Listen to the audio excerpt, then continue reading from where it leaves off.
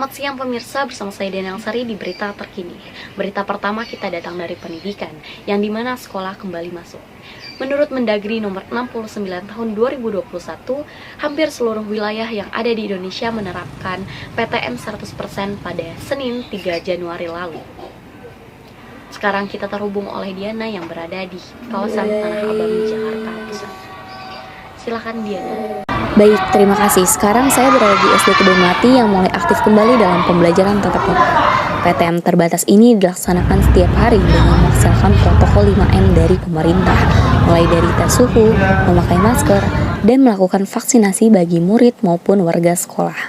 Jam operasional sekolah pun berbeda-beda, dan jam pembelajaran paling lama ialah 6 jam per hari. Di samping itu, protokol kesehatan harus menjadi perhatian utama bagi seluruh warga sekolah, dan para murid pun dilarang keras untuk membeli makanan di luar sekolah. 2 minggu berjalan ya setelah awal masuk semester 2. Memang sebelumnya sudah masuk juga dari bulan Oktober berupa PTMT, pembelajaran temu muka terbatas. Jadi saat pembelajaran terbatas yang masuk hanya separuh dari siswa, itu juga bergantian. Mungkin hanya segitu saja yang dapat saya informasikan. Kembali ke Diana di studio. Baik, terima kasih. Berita selanjutnya datang dari pantauan lalu lintas yang dimana terjadi sebuah kemacetan yang berada di jalan alternatif. Telah terjadi sebuah kemacetan di kawasan Jakarta, tepatnya Taman Kencana sampai Pantai Indah Kapuk, dikarenakan hujan yang mengguyur di berbagai wilayah Jakarta pada Selasa siang 18 Januari lalu. Padatnya pengendara motor dan mobil membuat kemacetan semakin lama karena tidak ada yang saling mengalah, dan ruas jalan yang sempit membuat para pekerja menjadi terlambat dalam menjalankan aktivitas pekerjaannya. Jalan raya pun terjadi banjir akibat hujan deras yang mengguyur Jakarta. Berita selanjutnya terdapat penutupan jalan di kawasan Blok M. Dalam rangka membatasi kerumunan, Blok M menutup akses jalan di kawasan Taman Ayodhya, Bulungan, dan sekitarnya. Dan sekarang kita telah terhubung dengan Diana yang berada di kawasan Blok M Plaza. Baik, terima kasih Diana. Sekarang saya berada di kawasan Blok M sekitar Taman Ayodhya yang telah ditutup sementara karena PPKM pada saat jam 5 sore sampai jam 4 pagi. Membatasi mobilitas masyarakat. Karena tahu sendiri kan kalau di daerah Blok M ya. Blok M terutama Gultik di Bulungan ini kalau hari-hari biasanya seperti apa? Ya padat banget. Karena kenaikan Covid juga ya. Sini ramai sekali kalau nggak dibatasi. Pembatasan kerumunan di area Blok M ini terjadi pada hari Jumat, Sabtu, dan Minggu. Karena aturan itu berubah-ubah sesuai dengan level ya. Kalau levelnya naik, aturan makin ketat. Levelnya turun, aturan makin longgar. Penutupan sementara di area Blok M ini menutup kemungkinan menurunnya pembeli dari berbagai kuliner yang berada di Blok M. Mungkin kalau dari awal pandemi atau PPKM kan kemarin ada efek banget kan. Minus banget gitu ya? Minus, bisa dibilang minus, ya minus. Baik, terima kasih. Cukup sekian laporan dari saya Diana melaporkan. Dan sekarang kami merekomendasikan 3 wisata yang wajib banget dikunjungi oleh para wisatawan yang berada di Jakarta. Yang pertama datang dari Jakarta Utara, lebih tepatnya di Pantai Indah Kapuk, yang dimana menjadi salah satu destinasi wisata untuk keluarga, karena di kawasan ini menyediakan beragam kafe, tempat makan, bahkan toko pembelanjaan lainnya. Selain itu, di kawasan Jakarta Utara ini juga terkenal dengan pantai indahnya loh, sehingga untuk merefreshingkan diri, destinasi ini sangat cocok untuk Anda. Terlihat ada yang berolahraga, bermain sepeda, dan berjalan santai membawa hewan peliharaannya. Di samping itu, kawasan ini juga terbuka untuk umum dan festival acara lainnya loh.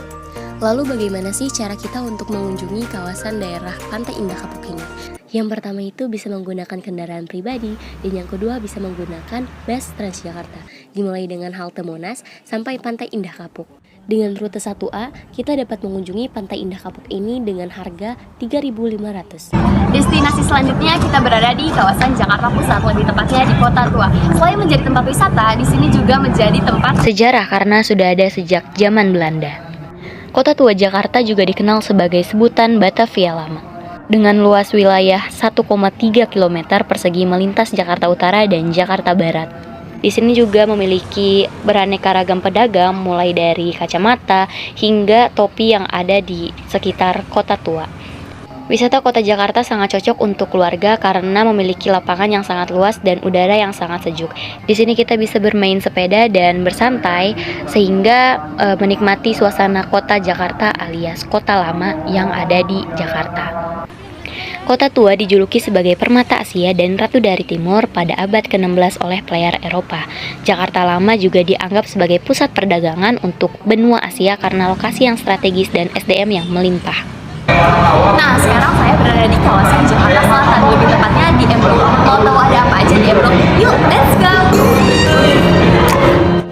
Untuk memasuki kawasan M Block, kita hanya perlu check-in melalui Peduli Lindungi, mematuhi protokol seperti memakai hand sanitizer, mencuci tangan, memakai masker, dan menjaga jarak antar satu sama lain. Selain menjadi tempat instagramable, di sini juga menyediakan museum galeri loh. Mau tahu apa aja di dalamnya? Yuk ikut aku!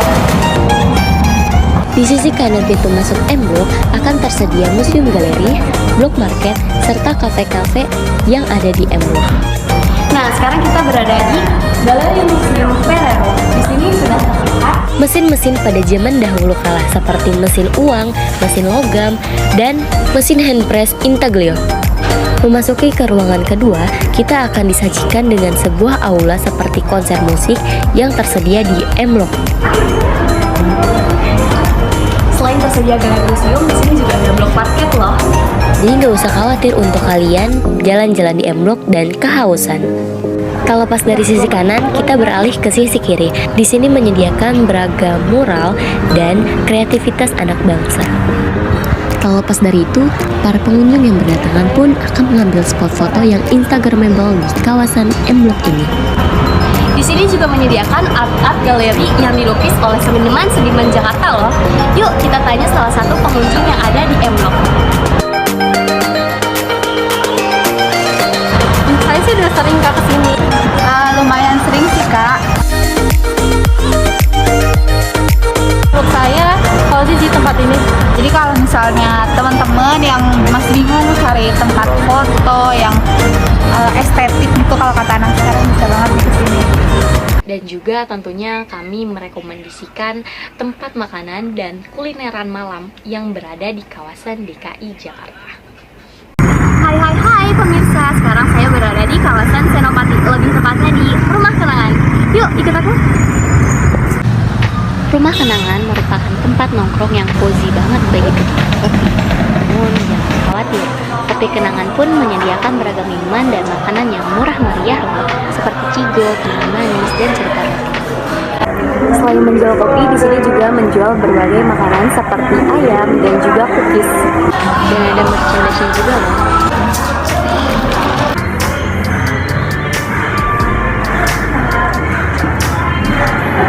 Nah di lantai 2 ini terdapat toilet dan juga rooftop yang tersedia.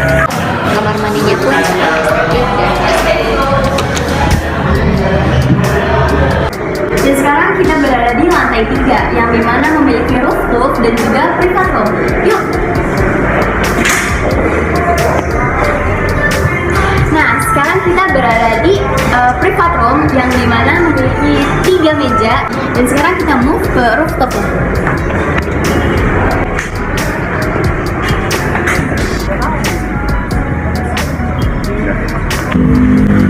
Nah, gimana pemirsa? Tertarik dengan Rumah Kenangan? Yuk, Senopati!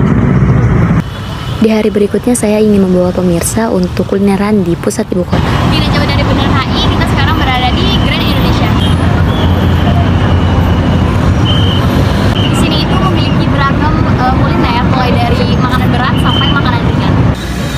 Seperti minuman es cendol sampai ayam penyet serta seblak yang berada di GI. Di sini juga harganya terjangkau dan pas di kantong. Biasanya ramenya dari jam berapa sampai jam berapa, Bang? Ramai dari jam 3 Kak sampai jam 7 lah. Nggak nentu ya? Iya, gak tentu. Aku pribadi kalau untuk makan dari sebelah ceker.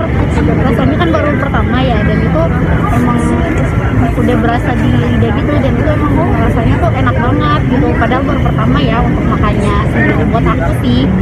4,8 kali. 4,8. Gak tau dia 4, aku 4. Dia 4,8. Para penjual pun saling bersaing untuk memikat dan menarik perhatian dari konsumen yang berada di Grand Indonesia. Harganya pun mulai dari 10.000 hingga 20.000 untuk kisaran minuman yang berada di Grand Indonesia. Nah, gimana pemirsa? Kuliner kali ini amat sangat beragam bukan? Di ujung acara mari kita tutup dengan review yang satu.